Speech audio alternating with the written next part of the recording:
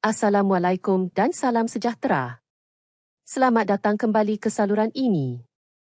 Terima kasih kepada anda yang telah menekan butang langganan. Kepada penonton yang belum berbuat demikian, sila tekan butang langganan dan loceng notifikasi sekarang untuk mendapatkan maklumat terkini daripada saluran ini. Video kali ini membawa perkhabaran yang sangat menarik untuk dikongsikan kepada anda semua.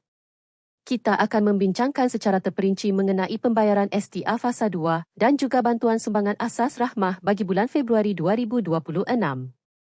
Mari kita fahami maklumat ini dengan jelas agar anda tidak terlepas sebarang manfaat yang disediakan oleh kerajaan. Bahagian 2. Status dan kelayakan STR Fasa 2. Mengenai sumbangan tunai rahmah atau STR Fasa 2. Pembayaran bagi fasa ini adalah sahih dan akan dilaksanakan. Berita yang lebih menggembirakan adalah pembayaran ini dijangka dibuat sebelum ketibaan Hari Raya Aidilfitri. Bagi anda yang telah lulus dan menerima bayaran pada fasa pertama, anda tidak perlu bimbang kerana status anda akan kekal untuk menerima bayaran pada fasa 2 nanti. Manakala bagi pemohon yang gagal pada fasa pertama, anda masih berpeluang untuk menerima bayaran pada fasa 2 sekiranya rayuan anda diluluskan sebelum tarikh tutup pada 13 Februari. Begitu juga bagi mereka yang melakukan kemaskini maklumat peribadi atau status pendapatan sebelum tarikh tersebut. Segala perubahan tersebut akan mula diproses untuk pembayaran fasa 2 nanti. Bahagian 3. Jangkaan amaun STR Fasa 2.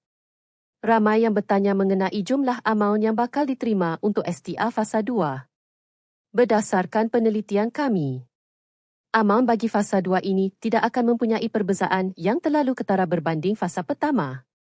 Walaupun mungkin terdapat sedikit pengurangan bagi sesetengah kategori, namun jumlahnya tetap akan membantu dan tidak mengecewakan.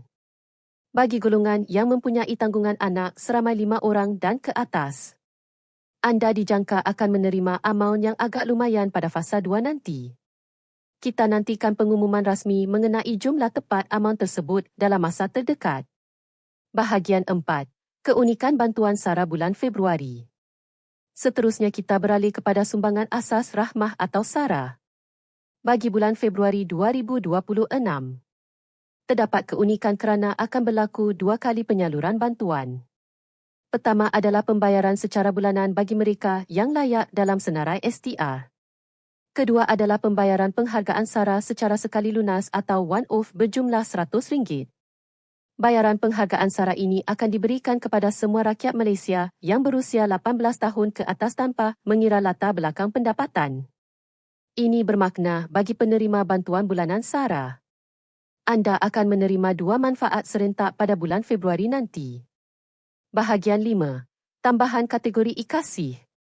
Pembayaran penghargaan SARA sebanyak RM100 ini dijadualkan masuk ke dalam akaun pada 9 Februari 2026.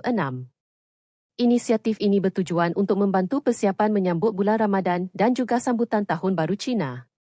Selain itu, bagi anda yang menerima amal melebihi kadar kebiasaan pada bulan Februari nanti, itu bermakna maklumat anda telah disemak silang dan layak dimasukkan ke dalam kategori ikasih miskin atau miskin tegar. Proses semakan silang ini merangkumi semua kategori termasuk golongan bujang dan isi rumah. Sekiranya anda disahkan layak, anda akan menikmati penambahan amaun bantuan tersebut. Bahagian 6. Kesimpulan dan penutup. Tahniah diucapkan kepada semua bakal penerima STR dan bantuan SARA bagi bulan Februari nanti. Semoga maklumat ini dapat dijadikan panduan dan membantu anda merancang perbelanjaan keluarga dengan lebih baik. Kami berharap perkongsian ini bermanfaat kepada semua penonton. Jika anda mempunyai sebarang komen atau soalan, sila tinggalkan di ruangan bawah. Jangan lupa untuk terus menyokong saluran ini dengan menekan butang langganan. Kita jumpa lagi dalam video yang akan datang. Stay safe dan stay healthy. Assalamualaikum dan salam hormat.